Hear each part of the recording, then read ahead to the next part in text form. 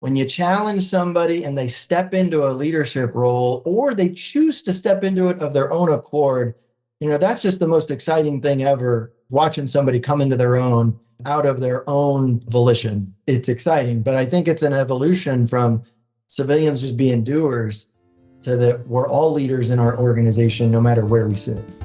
Hello and welcome back to Leader Up, a podcast of Army Management Staff College. Leader Up is a professional conversation where we discuss a broad range of leadership and leader development topics with an emphasis on the Army civilian professional.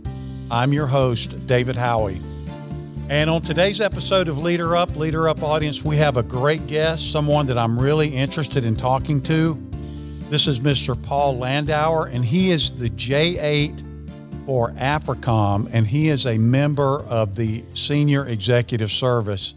And so, Mr. Paul Landauer, I want to bring you in now and just thank you for giving us a little bit of your time to talk about leadership and some other fun topics today on Leader Up. Thank you. Thanks, David. Thank you. Appreciate that. Let's start off a little bit about your background and kind of how you got to where you are now as the J8 of AFRICOM. Absolutely. I'll try and keep it as succinct as possible. I've been working for the Department of Defense for about 22 years. I actually started as a financial management trainee in the Department of the Navy in 2002. It was like a 2-year program with a bunch of rotations, and that moved me around. And during that time, I got exposure to all sorts of portions of the Navy, but also got to go and work at the White House in their budget office for a period of time, various SysComs, OpNav, which is Navy requirement side. So really good, varied experience. And then I got hired to work in the Navy Secretariat for Comptroller and Financial Management. And I spent the preponderance of my career there, and we'll talk more about the goods and the bads of that choice. But everything from air ops to ship ops to Marine Corps ops to investment, SCN lead, aviation. So I kind of did all the O&M all the way to the acquisition side. And then I took a brief stint and I was the business financial manager for Ohio, a replacement, which is now called Columbia, which is the ballistic missile replacement submarine, and got to live life sort of down echelon inside of an acquisition program office. Very challenging job. Did that for a few years and then got pulled back into the Navy comptroller at the Secretariat level and focused on revolving funds and civilian personnel and IT budgeting. I was picked up for executive to lead the Navy Working Capital Fund Industrial Ops and Civilian Personnel Division, and that included IT budgeting. After a few years there, I got exposed to some data analytics, and I thought that was the future. And so I stood up a branch to do some data analytic efforts. And after about a year of doing that and not making a ton of progress, I went to my leadership and I said, hey, data analytics is the future. Somebody should really do this as a full-time job, because I was trying to manage my existing workload and this really sort of transformational work. They said, that's great, you're hired. And I was asked to then lead a team to stand up the Navy's data and digital transformation for financial management. And I did that for the last 3 years or so. And then at that point, doing data and digital transformation kind of opened my eyes to wow, I've been doing Navy for 22 years. There's a lot I don't know. It would be good to go out and get some experience with another service. And COCOM came out as one of those opportunities. And so I applied and was hired to be the J8 here at U.S. Africa Command. And we'll talk a little bit more, I think, here about some of the responsibilities of being the J8. So that was my journey really quickly to becoming the J8 here at AFRICOM. And I do want to hear a little bit more about your specific job, the kind of things that you focus on. Yep. But tell our audience a little bit before we get into that about AFRICOM. Sure. What AFRICOM is, yep, and what are kind of some of the challenges that it faces now? Sure. So AFRICOM is a geographic combatant command. We're responsible for the area of operations for the continent of Africa, There are 54 countries in Africa, 53 of which fall into the AOR. Egypt actually does not fall into AFRICOM's AOR. So 53 countries. Just to give you a sense of the size of Africa, we have one country, Somalia, specifically. The coast of Somalia alone is equidistant to the coast of the eastern seaboard of the United States. And so if you think about the tyranny of distance associated with AFRICOM, a very varied continent, also one of the fastest growing. And we think by 2050, roughly 1 in 4 people in the world will live on the African continent. So it is a young continent. The average age is something like, we expect by 2050 to be in sort of the 19 to 21 years old. As we say here, right, Africa, the country, is literally the future of the world, a very complex theater and located adjacent to 3 other COCOMs, being EUCOM, SouthCom, and CENTCOM. And so we have to work coordination across them. And AFRICOM was set up to be a security cooperation command. However, and we don't have assigned forces, but we do have many of the challenges associated with being a geographic command, associated with the risk and having forces on continent, protecting them, and then protecting American interests on the continent as well. So very dynamic and challenging environment. And Leader Up audience, I'll just tell you, if you don't understand geographic commands and all of that, I would encourage you to do some independent research and kind of find that out, because it is a part of our environment, and it is the way that the United States fights its wars now through those geographic commands, and AFRICOM is one of them. And I would encourage you, if you don't understand that system, to jump in and learn a little bit about it, because there are jobs in these overseas in these commands that are available to us as Army civilians or other branch civilians. And so tell us a little bit about the J8. What does it mean to be the J8, and what kind of challenges do you face, and how do you deal with those? Thank you for the question. And so the J8, there are many hats here that I'll talk about. And so there's things that you would probably normally associate with a J8 are comptroller functions.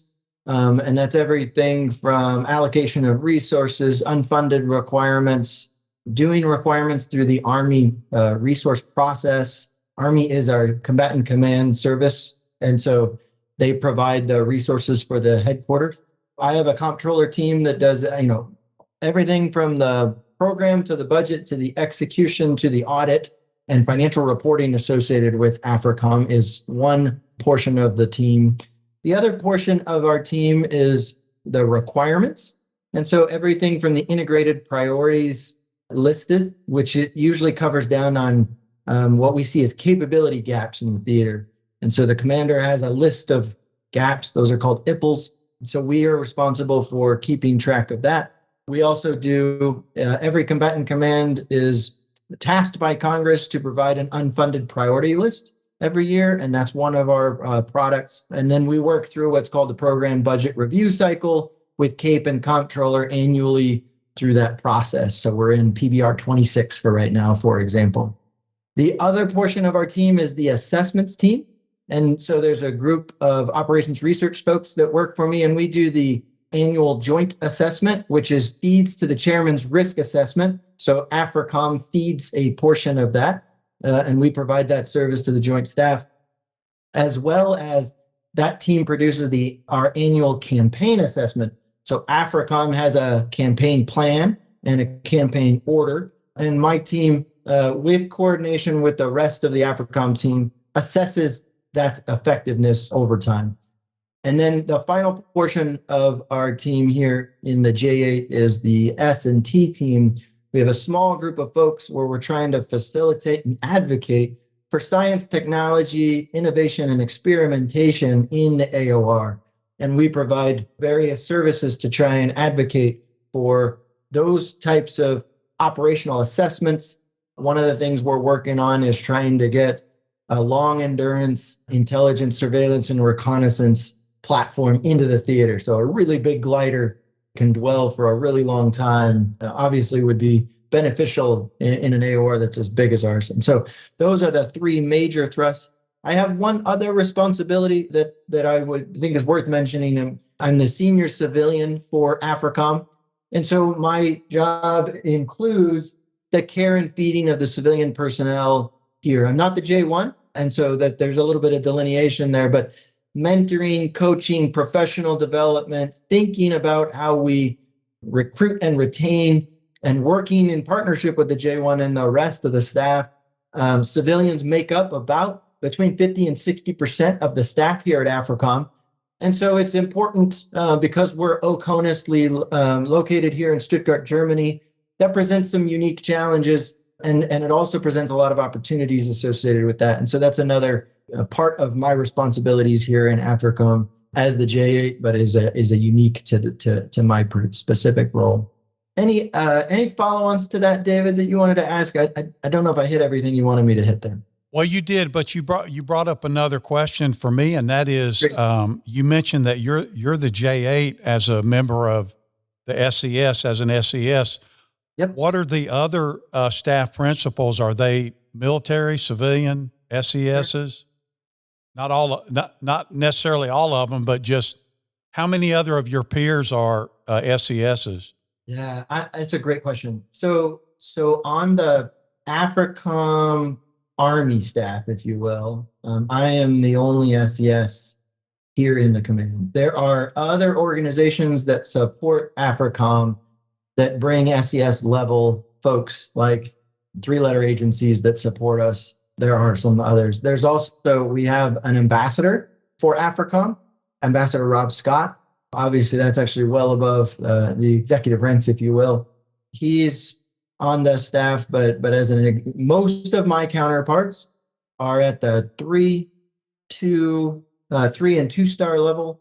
The DCOM is 3-star, and then chief of staff and some of the other JADers are 2 and 1 stars. And so it's generally the rest of AFRICOM, for the most part, at the direct, my counterpart level, are military members from across the services, since we are a joint command. And what you're saying is, because you are a member of the SES, you kind of have taken on another function, and that is to kind of be the wise mentor to the civilians in the AFRICOM staff. Is that correct? Is that what you just said? Yeah, that's correct. It's one of the things they actually hired me for and brought me over as one of my passions is in becoming an executive. Truly, the work is the work, and I believe in the mission and what we're working on. But one of the things that really passionate about and that I really enjoy is developing people, and that's one of the reasons why I chose to become an executive. Coming to a command and being able to bring that passion to bear in a meaningful way and really support the staff here. And then it's a lot of fun, and there's a ton of opportunity, and it runs the gamut, right? It's everything from, do folks have access to mentoring and coaching? And are we thinking about how we do professional development here for our, largely civilian population? Are we thinking about our grade structures and how we hire and who we hire? And are we advocating for the benefits of the command and the experience that you're going to get by coming here? And then carrying and feeding all the way through departure, right? Is that how do we offboard folks in a meaningful way so that they have a positive experience as they leave? And so it's everything from before you get here to when you're here to after you've left. And so there's a lot to that body of work. One of the first things that I talked to the commander about when I first met with him when I got here was, can we see the civilian workforce? What are the data and analytics around that? And a little bit of that because I have a data, background, but how many, at what GS levels and how long have people been here? And if they choose to leave early, why is that? And how many people are prior military? And so when you start to understand your workforce, you can then begin to build the support structure that helps them to improve and progress along their careers, because we're all progressing. Some people have different aspirations than others, and that's perfectly okay. But how do we do that in a meaningful way in a largely military organization? Are we doing the care and feeding for our civilians? And I'll say it's just in my experience throughout my career, there were just moments in my career where if I just had a little bit of advice, it would have helped a lot. And it doesn't take much. Little things have big impacts on most people's lives, has been my experience, especially in the professional development range. And so the civilians that you're talking about, are they DOD civilians, Army, Navy, or are they all of the above? The vast preponderance of the folks that we have here on staff at AFRICOM are Army civilians, but we also do have Defense Intelligence Agency civilians. We have National Geospatial civilians. We have USAID civilians. And so it runs the gamut from Department of State to across DOD and across the DOD agencies, DITRA, for example. And so, and I've taken on the role not just to be, here for Army civilians, but for the civilian teammates. And so it really does run the gamut.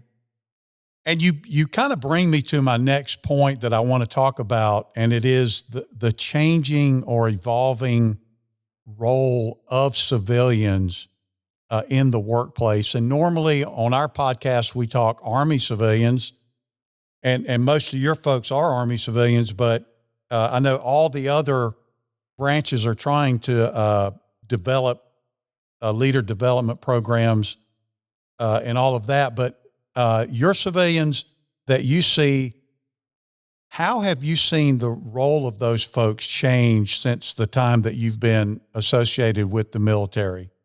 Yeah, and there are some things, I'll bring to light some things that have changed and some things that haven't, but that's not necessarily a bad thing. And so one of the big things, and some of this is a little bit from a financial management bent, is,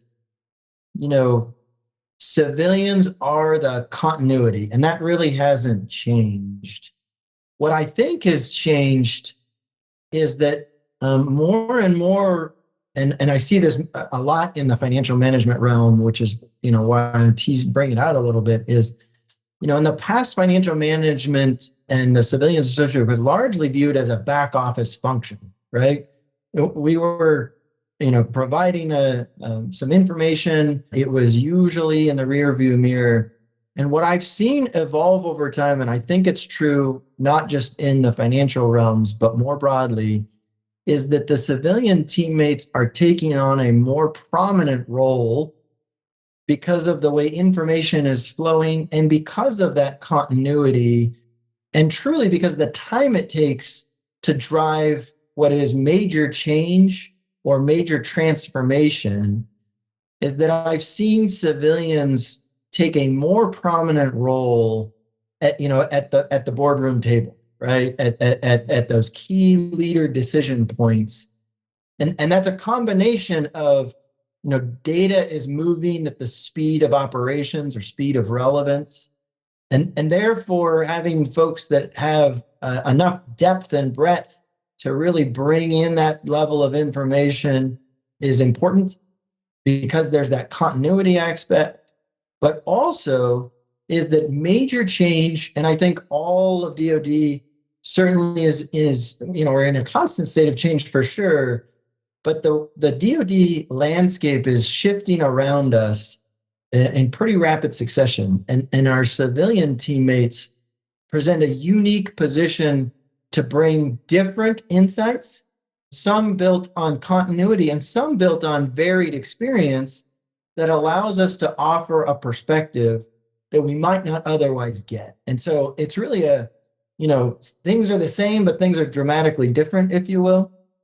And I've seen where the civilian teammates are in a much more prominent role than they've been in the past, and being asked to provide, a much more significant, advice and insight. And that isn't to downplay what our military members are providing. Our warfighters are critical, and their experience and their role. But as the DoD evolves, I think the civilian contribution continues to be significant and grow over time to complement our warfighters, if you will. And in our leadership manual, ADP 622, when we published the most recent version of it a couple of years back, the Civilian Corps Creed was updated to say, instead of just saying we provide or I provide stability and continuity, that creed was updated to say I provide leadership, stability, and continuity.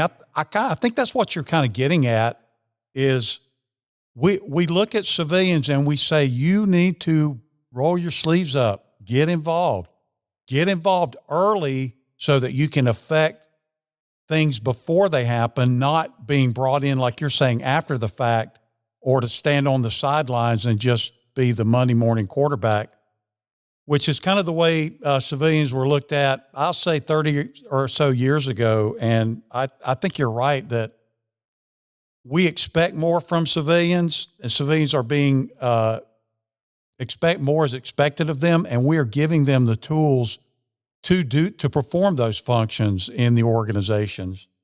Yeah, one of the things that I got illumined to and highlighted was as you do coaching and mentoring, a lot of folks will be like, well, I need to be in this role to be a leader. I need to be the branch head. I need to be the div chief.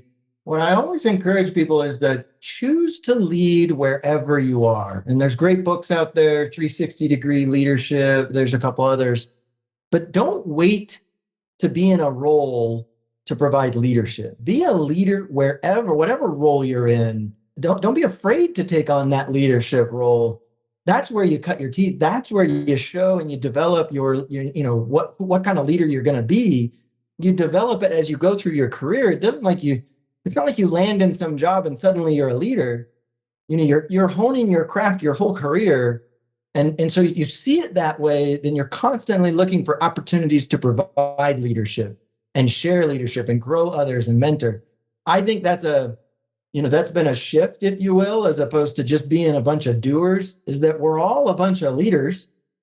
Are we willing to step into that role in a meaningful way? Because I don't know a supervisor out there, and I don't know a leader out there who doesn't love to see that happen, right? When you challenge somebody and they step into a leadership role, or they choose to step into it of their own accord, that's just the most exciting thing ever, watching somebody come into their own out of their own volition. It's exciting, but I think it's an evolution from civilians just being doers to that we're all leaders in our organization, no matter where we sit. And I'd like to talk to you a little bit about some leadership topics. And these are things that I taught in the intermediate course for many years. And these are some of the things that kind of kept coming up over and over again. And the first one that I'd like to talk about is delegation. Why does that matter? What are your own personal views about delegation? I think delegation is one of the most important ones, but as a leader, probably one of the hardest. Making that shift, and it's true as you'll think about it more on each individual's career, especially if you're an expert in a field, right? And we value experts in the DoD, and usually you're going to get promoted through your MOS or the area that you're good at, and that's kind of typical career progression. I'll tell you the challenges as you grow in your career. What got you here won't get you there. Another great book. Is the reality is that you have to hone your ability to learn to delegate. And so a couple things about delegation is it requires you to trust and empower your team. And as a technical expert, it's not going to be done the way that you would do it, right? And you're going to delegate it to somebody who's not you.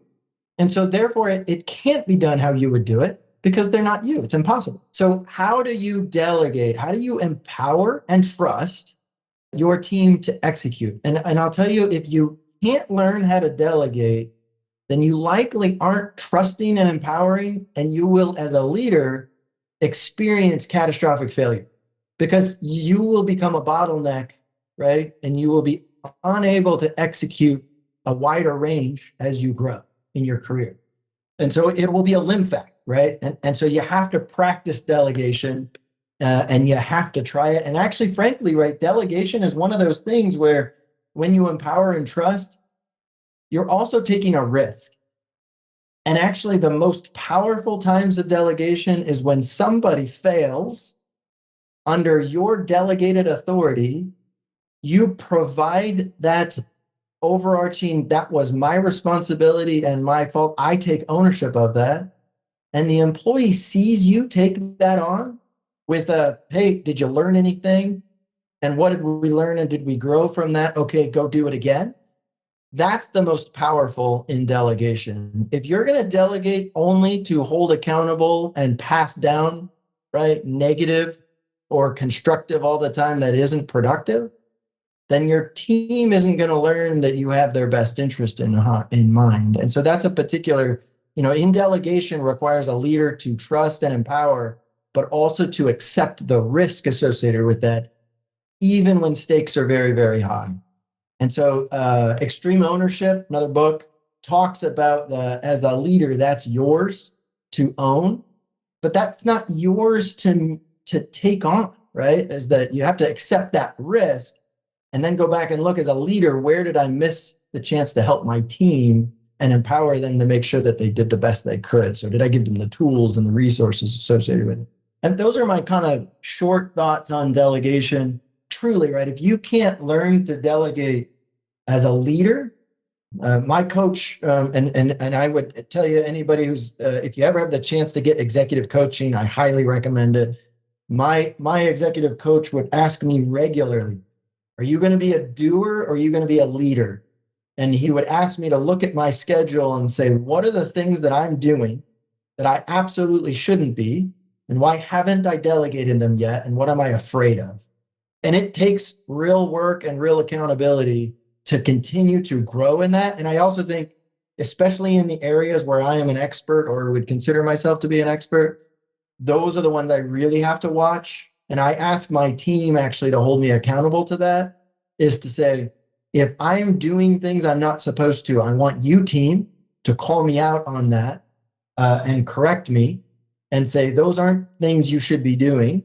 And please delegate that down.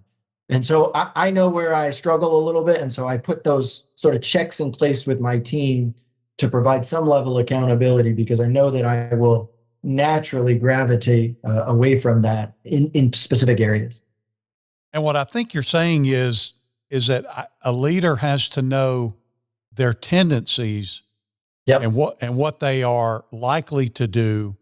Yeah. And then tell the people around them, like you're saying, I give you permission to give me corrective feedback if you see me doing these things. Because I know if I get too worked up, I am likely to start micromanaging. Yep. When that happens, I need you to tell me that. I need you to tell me, I got it. I'll take care of it. Don't worry about it. We'll take care of it.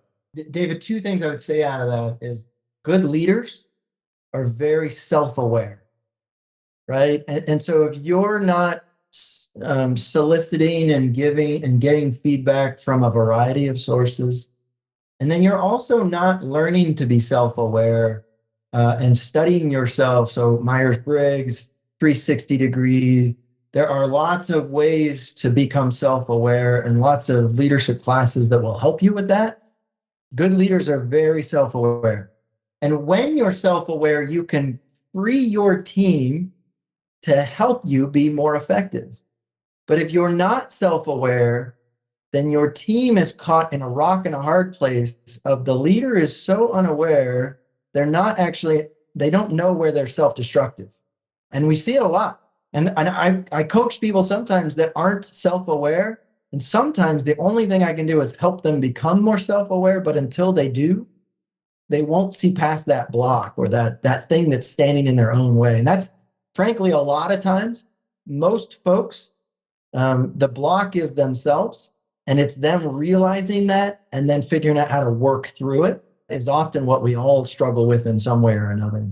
Hey, let's talk a little bit more about feedback. That's kind of another fun leadership thing to talk about. Yep. The value, the importance of feedback, both giving it to others and listening to others' feedback. So I want to get feedback. I want to give feedback to the people that I'm working around. I want them to know how I see things, but I also want to solicit their feedback and be open to their feedback. What are some things that you've learned about feedback over the years? So I'll give you my one trick of the trade that's tried and true. As you progress in your career, it gets harder and harder to get feedback. So you have to solicit it. And it's great to learn how to receive feedback early in your career. You should be open to it. And if you're closed to it, then people will stop giving it to you even faster, right? And so one is, am I open to feedback, right? As an individual, you got to ask yourself that. Like, am I open to it? Then two, go ask somebody for it, right? Ask your boss tomorrow, hey, do you have any feedback for me? Or would you mind meeting with me to give me some feedback? Can I get on your schedule? So those are easy ones. One trick of the trade that's tried and true is people, if you say, hey, do you have any feedback for me broadly like that? As you get more senior, people are like, no, everything you do is perfect. You're great. You're wonderful. And which I hate, right? Because I'm not learning and I'm not improving. I'm not actually interested when I do well on some level. I really want to know where I need to improve and where I'm not quite getting it right. And so and that's a lifelong journey. That's not a career thing. That's a forever thing. And so if you tweak it just a little bit, and if you say, hey, do you have one thing that I could do better? Or what's one area that I need to improve? People can come up with one thing and they don't feel like they have to do the laundry list, right? And so sometimes it's easy to seed that too of the, hey, I want to come see you and I'm going to ask you, hey, what's one thing I can improve? And then they have time to think about it. Sometimes putting people on the spot makes them a little bit uncomfortable with feedback. So you give them time or you schedule and say, hey, I'm going to solicit feedback from you is really important. I find as well that if you ask immediately after an engagement, how do you think that went? What did I do well? Where do you think I need to improve? Is there anything that I need to clean up or anything? And so almost out of every meeting I go to, I'll walk out and I'll walk into at least one other person's office and I say, hey, what'd you think of that? How'd we do? Well, any feedback. I regularly solicit feedback. I also regularly take the time to give it to my teammates and not just my direct subordinates. If I see somebody, and I also think giving positive feedback is all more valuable often than constructive feedback. Constructive feedback, you gotta think through that. You should, depending on the situation, you should practice constructive feedback. Don't just launch into it, right? A really hard conversation. If you haven't practiced a really hard conversation with another person, then you're probably not ready to have a real hard conversation, or you're going to have it and it's not going to go well because you haven't thought through your words. But we're just people and people struggle sometimes. And so sometimes also what I find is super effective, especially for hard conversations, is asking folks their thoughts first. So if you have a particular incident in mind or a particular issue, hey, what did you think about that? And ask them to self-reflect. Super effective. And 9 times out of 10, people will self-actualize. And all you have to do is, hey, I agree with you. What are some things that you and I can do together to work through to make that better? And now you're in a partnership mode. And so people are getting constructive feedback of their own doing, and you're in a partnership mode to help them improve. So those are just some tricks of the trade book, or no, it's not a book, it's a talk. I think you can search it on YouTube called Radical Candor, a fairly good video. It's fairly short, worth your time if you're out there surfing the YouTube webs looking for something to talk about feedback.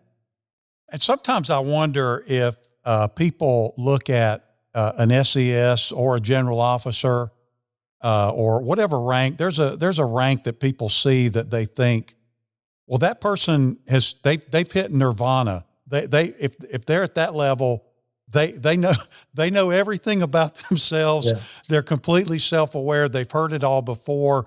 They don't need to get feedback from lowly little me. down here in my cubicle. And that is not the case. Correct. Yeah, I would tell you, I am never the smartest person in a room. And if I'm the smartest person in a room, my first action is to run out of that room, right? And said a little bit different way is the SESs and GOFOs, we're all just people too. Put our pants on one leg at a time. Frankly, feedback and the growth and the personal growth, again, continues your whole life. You don't get to a point in your career where you shouldn't be continuing to grow or continuing to solicit people to help you grow. And honestly, I would argue the minute you stop thinking that you need to grow, it's time to get out, right? Or there's something wrong. You should never be satisfied that you've reached the pinnacle. It should always be, it is a journey, not a destination, if you will. And what you said, I think, is very important for those of us that are kind of out here still on the business end of getting tasks done. Yeah. Is that our leaders, the higher up a leader gets, the harder it is for that person to get the candid feedback.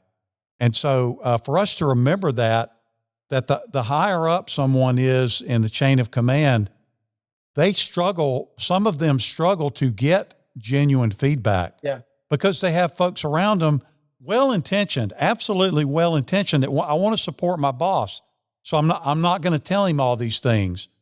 But at some point, they become isolated, and they stop hearing the feedback, or they stop getting it. And then we have all these misunderstandings. Yep. They're doing things that are not helpful, but nobody's willing to tell them about it. And some of that is on the leader, right? It is our responsibility to set the conditions that make people feel like they can have avenues to provide that. That's a two-way street. There's it's important that there's responsibility there. It's easy to get isolated in a leadership position really quickly, right? You sit in your office and it can go really dark really fast and not have a lot of comms if you're not out there trying to make sure you got a good sense of the organization. I think that's just incredibly important. You're absolutely correct, David, is the leaders don't grow without, staffs helping them. And truly what I see a lot in the mentoring coaching role is that often we all have what our greatest strengths or our greatest weaknesses, if you will. And so we all have, and we are all always going to have things that are, our Achilles, and we need help as a collective. If there are things that I do that are self-destructive to me, I'm self-aware of some of them, but not all of them, and I never will be. And I'll give you an example. I was speaking on a panel at a really big conference. There's about 1,000 folks in the audience. And I had different genders on the panel. And after I was done, which I, did a lot of, high-fiving and backslapping, thought it was a great panel. I was moderating it. And an individual on my team pulled me aside and said, hey, for one particular gender, you had one response. And for the other genders, you did not. That was noticed. I was completely unaware of it, but I then learned something about myself that I needed to become more self-aware. And if that person hadn't pulled me aside and given me that feedback, I would have continued on with that. A small thing, it took them less than, 5 seconds to give me that feedback. I'd gone 22 years and never received any feedback like that. And so it gave me a lot of pause, but really powerful to provide that. So just a small example. And what that person did was helpful for you. What made that feedback effective was they narrowed in on your behaviors. They told you this is what you did, or what you did say or didn't say. And sometimes we leap over all that and we just describe somebody, say, you have a problem with such and such. Okay, well, I don't think I do. So what? And then when I get my behaviors, then I can kind of go back and look at, did I really do that? And I can ask somebody else, and they'll say, yes, come to think of it, you did do that. Yeah, the number one rule of feedback, right? If you ask for it or if somebody gives it to you, whether it was asked for or not, is you say, thank you for the feedback. You don't have to say anything more, and it's already been a good engagement. But don't resist the urge to be defensive. Say thank you and think about it first. Super important, because if you shut feedback off, people will learn to stop giving you feedback. And I see it a lot where people have just shut that part off. And so people stop trying to help them improve.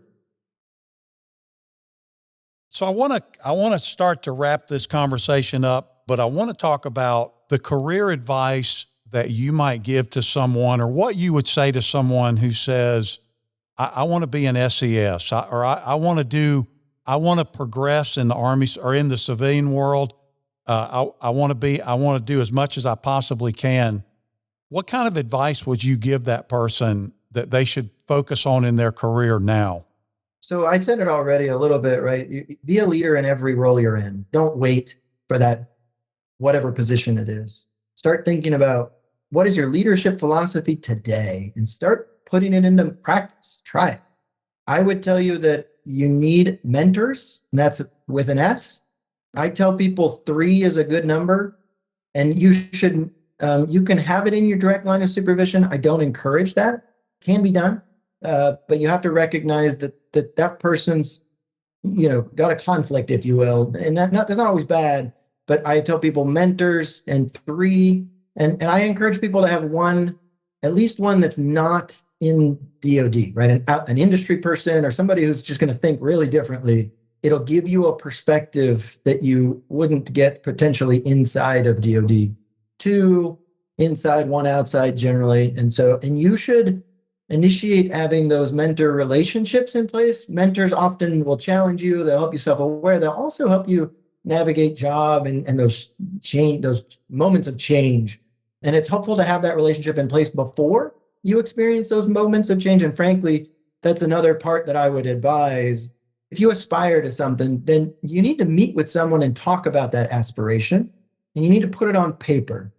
And so what I ask anybody who mentors with me knows, right? I ask folks to fill out a piece of paper, and I say, what's your near-term, midterm, and long-term plan? You don't have to pick your path, but I want you to pick what could be your paths, put it on paper.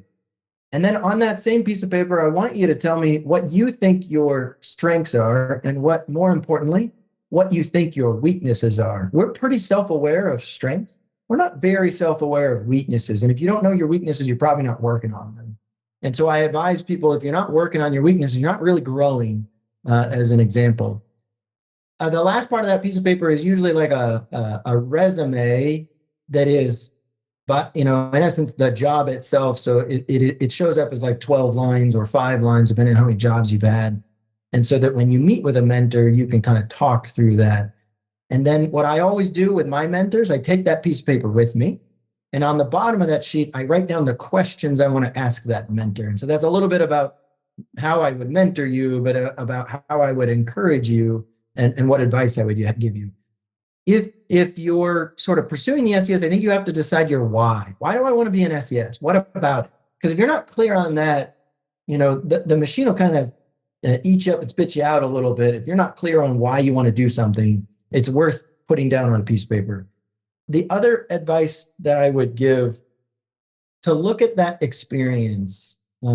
I'll tell you that it was really, really fast, and I got a mile wide and an inch deep really, really fast. And I wish earlier on in my career, I'd gotten more varied experiences and broadened myself a little bit. And so that's one of the other piece of my mentoring sheet is what are the career broadening experiences you could pursue? Some people see that as a sidestep or as I'm going to miss this progression line. If you're good at what you do and you display strong leadership aptitude, you'll be just fine. But I wish, I know for me that I varied it up just a little bit. And so those are kind of my main pieces of advice that I throw out to those aspiring into the senior executive service. And I'd like to talk a little bit about the senior executive service, because I don't know that people understand what that means, because sometimes I hear people say, well, they're the equivalent of civilian general officers. Well, kind of, but not really. But I want to ask you this question this way. It's about the symbol of the SES Corps, that keystone. Yeah. What does that mean to you that is the symbol of the senior executive service? I'll give you the textbook ChatGPT answer, and then I'll give you my read on it.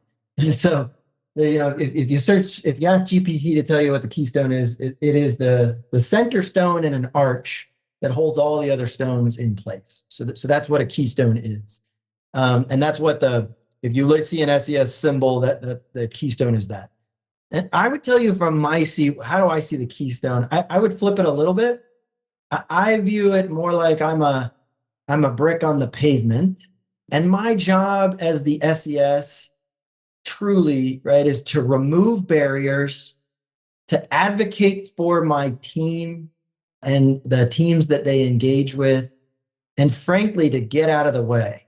If you're a good leader, people aren't tripping over you. I'm a nice, smooth rock on the ground, key to the path, and I help people get where they're going, and I'm encouraging them to get there, but I'm not a barrier, and I'm an advocate. And truly, if my help's not needed, then I want people to just execute, right? I want to empower the team. That's a little bit of a flip on the keystone. It's on the ground, not on the arch. And I would say, I'm not the person that holds the team together.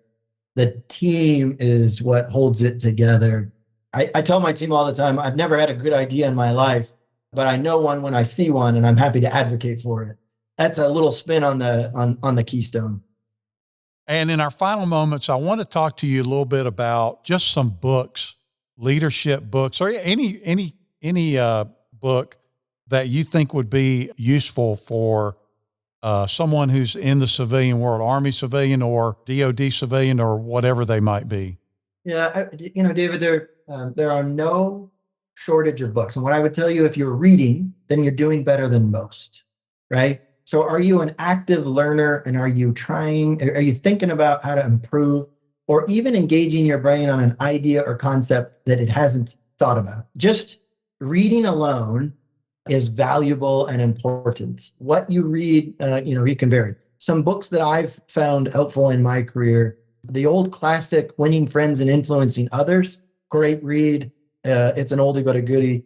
Factfulness, for those entering sort of the data world, that was the book I read that really sort of started the fire that was going on my data journey. And my extreme ownership, I think I mentioned it already. This fact that you own it, whether it was a success or a failure, and not in the ownership of I need to go accountability, but that I have a role to play, that if the team missed, I missed. Culture Code is another great one. It really talks about how teams' effectiveness can largely be measured on their interactions. What kind of interactions do you have with your team? And do you set the conditions that are going to be high performing? Or do you set the conditions that are going to generate a low performing team? And it's a fascinating read about some of the data of teams. Art of the Possibility, I'm an eternal optimist, so that's a fantastic book. And so there's just a few. Those are all recommendations. And we've included those in the show notes for this episode. And so, Mr. Paul Landauer, I really, really want to thank you for your time today, talking to our Leader Up audience about leadership and a little bit about AFRICOM. Thank you so much for giving us your time today on Leader Up. Thank you, David, and thank you to the listeners. I truly, it is an honor and a privilege to work for the Department of the Army and support AFRICOM and our warfighters. I wake up every morning excited about the day and the opportunity to serve. And I really appreciate the podcast and Leader Up and you guys taking the time to let me chat with you. Well, thank you very much. It's been a real pleasure talking to you. And so, Leader Up audience out there, what did you hear today from Paul Landauer that kind of sparks your interest? Delegation, feedback. Are you afraid to delegate? Are you uncomfortable with delegating? Are you uncomfortable or afraid of giving feedback? It's understandable that you feel that way, but at some point you have to make a decision to do the right thing. Subscribe to our YouTube page and keep in touch, and join us again next time for another edition of Leader Up. As always, if you have any questions or feedback or would like to learn more about our podcast, please check the description for our email and for our website. Thanks for listening.